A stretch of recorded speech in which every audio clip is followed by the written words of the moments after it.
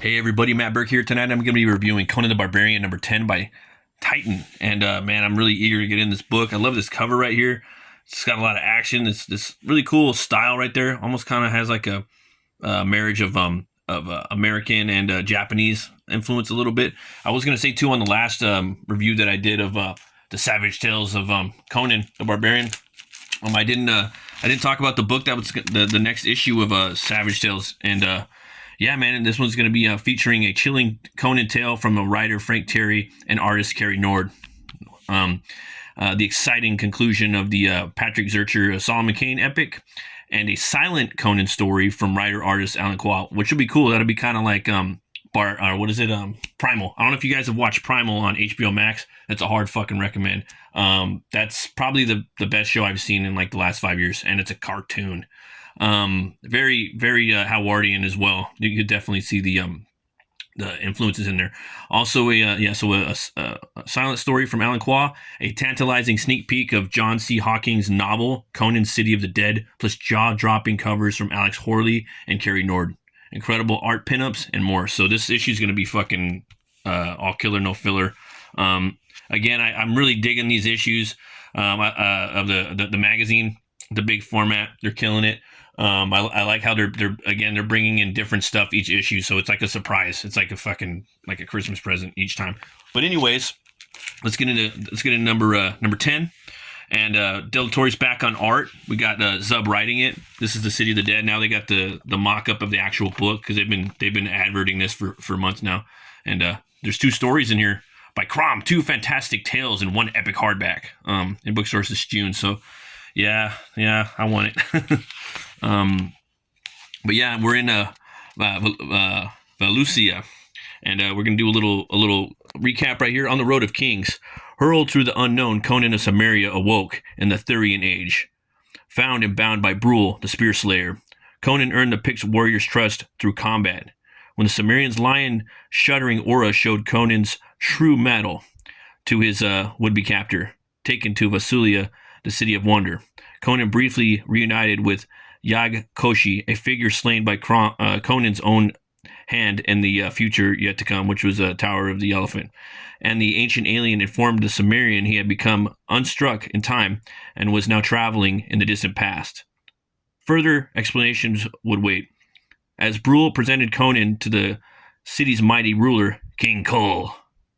But having locked himself in seclusion, the king had become unhinged, declaring both Brule and Conan to be assassins in disguise. When Kull unleashed an unexpected assault upon Brule, Conan challenged the Atlantean king, leading the barbarian and monarch trading vicious blows. But their fight was cut short when the king's loyal Red Slayer guards arrived to arrest the traitors. So that's what happened. I'm really digging this part right here. I thought this was going to be I thought they were going to do some Edgar Rice Burroughs, man. I thought they were going to do some fucking Tarzan. I was down. I ain't gonna lie. I thought that was going to be a little appearance, but I was like, nah, don't do that. But still. So here we go. The beasts of old have never spoken to the exile of Atlantis. Before and yet, in this savage veil under these savage skies, he hears their words and he shares their heartbeat. Time is short. The journey is long. Join us. So the lion and the tiger, they're talking to him, They travel in swift silence. 3 dreamers on the hunt. The catamounts lead the exile to the edge of their domain, where jungle ends. They step no further. Go. So I'm thinking that's like a metaphor for Conan and Conan and Cole, the tiger and the lion. This final steps will be his alone. I like this part right here. It's cool. A village is village, but not as it was. Now a spire of black stone twists towards the storm-sent skies. As living embrace the dead. Silent still, he enters the spire that is a tower. That boy that is the barbarian that will be the king that must be forevermore. Shadow is substance. Substance is illusion and time. Time will take us all. Entropy calls, but the tiger will not yield. Not yet. not till he sees the secret of the stone, or it sees him. Look, feel. The petty dreams of man are tender on the pyre. So I just love, that you see Cole, man. He just goes through the, all the eras, you know what I mean, of how he becomes who he is. It's cool, man. Like when I was a kid, I always thought him and Conan were the same, and they're not. I had to get schooled. My boy Brian even, had to drop some knowledge on me. Brian Kreisgau, excellent writer, and yeah, man, he's just really like full of tact, and he really sticks to the law, man. Like the more I read about him and Conan, the more I'm gonna form my own opinions, but I have some. But definitely Conan's more about freedom, and Cole is more about sticking to the state and the law of the land, and respecting, I don't know, from what I gather, which is cool. You got to have those two different things. It makes them different, Drawing Cole and Conan would be fun, like Conan, I imagine him just a little shorter and Cole like a little taller. That's just the way I see them. So that was a cool little intro. I really like that. Really, really cool. The Age Unconquered, Part 2. Far shores and fearless men. Cole awakens. Valka's breath. Did you see it? My lord. A dream. No, a nightmare. True. Thick with prophecy like none I felt ever before. You were injured, my king. Dark thoughts of betrayal must have infested your slumbered mind. Brule returned with a stranger in tow, and then the pair of fiends attacked you. They attacked the Topaz throne and all that it represents. No, the paddle. It was I. Where's the spirit slayer and the stranger? In prison, my lord, awaiting execution. Gods. So he's starting to figure out what's going on right now. If you guys didn't see the last issue, it was so fucking good. It was Cole fighting Conan. They had a badass like epic fight sequence, and now all that stuff has to cook up, you know what I mean, and everything. Things are gonna have to, resolve themselves. They're gonna have to talk. So you got Conan and Brule right here. They're talking. So this is how it ends: a dreary dungeon before a dismal death. Killed in chains instead of on a grand field of battle. Conan tells him, I don't take you for a man so eager to surrender. And Conan, he doesn't give a fuck. He ain't scared. You know what I mean? They're talking. They're looking up out of the bottom of the dungeon. These twisted civilized lands do not even deserve the honor of our corpses, Brule. With enough force, I bet I could pull these rusted bars free and make your escape. That won't be necessary. I'll not have you broken by the bureaucracy of my mistake. Valusia needs your strength, not your scorn. My king, my friend, a deep apology. My mind was lost in mania. We noticed. We met under improper auspice. If you have Brule's trust, you have mine as well. We'll start again and see. So Conan, right there they draw him about the same height, but you see he's a little leaner, Yeah, definitely you could see the little bit of the difference. Pretty cool, man. Very, very cool. It's so cool. I mean, just to be able to read a fucking Conan comic, man, it's just cool. You know what I mean? I don't think in my lifetime I've had Conan comics this cool, like the Dark Horse ones were really dope. The Marvel ones, like there was a couple that were cool, but man, this is something special, man. This is something special. I really wish and hope that people that were into Conan or read it or like the movies are buying these fucking books, man. So, they're having to, his advisors of Cole are telling him, you cannot leave, and yet I must. But there's backlog of important royal affairs, and they're yapping and yapping, as the men squabble over matters of state. The Cimmerian stares at the edifices of their egos and sees only a gilded cage. He thinks it better to die free than carry the chains collapsed to such a crown. Yeah, see, that's what I was talking about earlier. Troubles here will only grow in your absence, indeed. But if this dark threat is not dealt with, there will be no future for any of us. So he's gonna have to go and figure out what this vision, and now here we are. We're about to do some pirating. This story is just full of a lot of cool adventures and stuff like that. I got my Sailor Jerry rum right there, ready for the little pirate action. So, dawn's light brings busy hands at port. Supplies and soldiers prepare for their long journey ahead. Conan stands amidst the din, contemplating his place amongst it all. The last time the Cimmerian set foot on a ship, it was a ship known as the Tigris, a tragic final voyage with Belit, Queen of the Black Coast. So they went over that in the last, that was his main squeeze. He was in love with her, and they went around and traveled and plundered and had fun, and they were in love, and yeah. So they're traveling. Conan, he's got some chicks. She's eyeball, whatting him, and he can't help it. He's getting aboard. He's going down there, seeing that there's more guys down there than he could have imagined. They're rowing and rowing. It doesn't, the ship ain't gonna row itself. You know what I mean? Conan wonders if any part of the strange journey he's on will be as it seems. I just love the art, man. I would love to see this in black and white too. Just curious how he Del Toro does his spot blacks and whatnot. Because he's got to do the lighting, and yeah, man, really cool. I like this part right here. The Cimmerian feels most at ease around the other soldiers as they stay sharp with their training. No politicians or nobles to please, and meditation found in simple sword and shield. The archer makes their presence known. Oh, dang. See? Told you, man, she's jocking. And the Cimmerian is reminded of another intense desires and the will to wield them.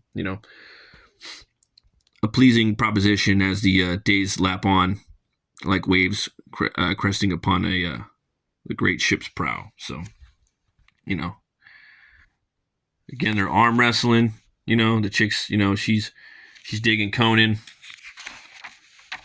Conan has his little hookup with her, as always.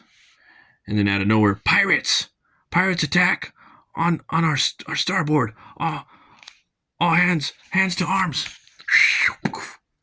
More sounds that remind Conan of his time aboard the Tigris. The dude just takes one right to the dome. That was brutal, man. Cries of chaos and battle is joined between two ships. Stand fast. They're about to board. This part's pretty crazy. Only this time it stands on the vessel under attack instead of leading the pirate raiding party. For a moment, he's distracted by its familiarity. So, that's who is that? Is that Conan from another dimension that's dead, like a zombie pirate Conan? Who knows? That's what it looks like to me. Conan, catch! His new fling throws him a sword until the blade brings him back. Right here we get some fun, and then the blood churns, and he is himself once more, the barbarian born on a battlefield. The ship careen and crash as choppy waters drive the boats into each other or threaten to shake them apart. Raiders would normally avoid attacking in such wild weather. So you got like a junk ship, and it almost looks, I think it's called like a trireme from Greek mythology, the ones that the Spartans used when they were fighting in the Battle of Thermopylae, the Navy battle. Cool looking pirates, man. But the pirate band is far more than fearless. Their sallow skin and milky eyes speak to the influence from somewhere unnatural. Devil dogs! Whatever pit spawned you, they'll take you back in pieces. And he just cuts that fool's face. Crazy. I really like the color holds right here. I like the color. I don't know. Just really, this one and this one. Really, really, really fucking awesome color palettes. They're doing a lot of different colors right here in this one and in this one. And I love the spot whites right here. Just really, really killer. And it's cool, man, because you have a little bit of Conan, a little bit of Cole, Those two would go good on a shirt. Like, boom. Right? Colin Conan. Man, I would read I would buy a Conan and Cole book or Colin Conan book. That would be sick. Like, I'm sorry, but it would be awesome. With swift sword and steady spear, the king and his most trusted bodyguard bring down enemies by the score. And I mean that by like a mini series, like other than this, maybe like a 24 issue thing or a couple, like, I don't know. Not just like a graphic, not just like a trade paperback, but like a pretty thick story, you know, maybe like 24 issues of Cole and Conan. I think like a buddy cop thing, you know what I mean? But in, you know, maybe half of it could be in Conan's world and the other time, and then the other half could be in Cole's time. That'd be fucking dope. Even the slave rows rise from below deck to defend the ship and its crew. Look at that, just face smash. Hammer fast, smash face, little Cannibal Corpse action. Oh man. A pair of red slayers who valiantly held off enemies until overwhelmed are given a sea burial with honors. Yeah, beautiful art, man. And there's like that junk ship I was talking about. Chinese style. Yeah. And now they're aboard land, you know. And it seems, you know, land yonder. Yeah, man. Loving the landscapes. And I ain't gonna lie, there's a cool little interview in the back of the book with Robert De La Torre. We'll get into that too. You know, so there's a good shot of them right there. Conan and Cole. The jungles of Atlantis twist with thick rainforest and rocky slopes. For even the most ardent of explorers, it would be nearly an impossible maze to navigate. But Cole needs no trail to find his way, nor any map. The king of Vasulia follows a winding path etched in his dreams, shown to him by the spirits of great predators. The monarch drives the group hard during the day and each night, broods alone, refusing all company. Cole is courting darkness. I fear the blind rage that took him back in Valusia stirs in his mind once more. So he's pushing these guys, pushing them. They have to find, you know, what he saw in his dream, you know, what he saw in his feverish nightmare. I gotta say, man, I really like the design of these, the Royal Guard. They look pretty fucking cool. Where was it at? There's like a straight-on shot of them, too, when they first get on the pirate ship. Just the design. Really cool. Very Spartan. Yeah. Helmets specifically, they look dope. And you know, here we go. Coming up over the mound at midday. Cole's words die in the telling, swept away by a bitter wind and a broken heart. The village and its inhabitants are no more, but neither is there the black spire from the king's prophetic dream. In its place, there sits a vast orifice of devastation. So what the fuck happened? A screaming abyss staring down into the eternal darkness. Next issue, the depths. So, yeah, man, puzzlement. I expressed puzzlement. I don't know what's going to happen next. You know, I was expecting like this big black metal obsidian tower, you know, dun, dun, dun, dun, but there wasn't, you know, it wasn't what I expected, which is good, you know. It's good that you don't always expect, you know what's going on. And yeah, we reviewed that. That book was killer. This right here goes into Cole, the Cole of Atlantis. They talk about the first Cole story, which is the Shadow Kingdom. And my boy Russ Leach actually did a book of this. It's a crowdfunder on fundmycomic.com, the Shadow Kingdom. And yeah, I'll have a link in the description for that. It's on Fund My Comic. I backed that book. I'm going to be doing a flip through of that. Basically, they took and that's arguably the first sword and sorcery story ever, and they touch on that in here about Cole of Atlantis and the Shadow Kingdom. So this is just something that has nothing to do with this, but yeah, I'll have a link in that. It's the Shadow Kingdom, a book by Russ Leach, and it's it's the first Cole story. It looks fucking awesome. Everyone that's into to Howard are gonna love that book. Probably a lot of people don't know about it, but yeah. Definitely, we'll check that out. And then right here, Ravaging Remarks. This one's by, it's the Gather around, Barbarian heroes, for another glimpse behind the scenes of a comic creation. We are here at Heroic Signatures and Titan Comics. Revel in showcasing the extraordinary talents of molding Conan's adventures through a series of artist interviews. This month, meet a giant of graphical might, our very own ravaging Robert De La Torre. Let's see here. There's a bunch of cool questions on here. What artists influence you? There are so many. Victor De La Fuente, Joe Kubert, Hal Foster, Alex Raymond, Jordi Bennett, John Buscema, Alberto Brasilia, Gerardo Zafino. Yeah, he's awesome, dude. Wilmanson, Vasquez, Solara, so many. And it's a really cool interview with him. If you're into his art, you're definitely gonna want to check this out. You know, what is your process when bringing one of these characters to life? It's quite an interactive process with Jim Zub and the Heroic Signatures team. Jim sends me a plot with what happens on each page, but without the dialogue or number of panels each page will have. There's lore, documentation, and references with each. We all collaborate on and discuss throughout. But I have a full narrative freedom, and we even change things on the fly.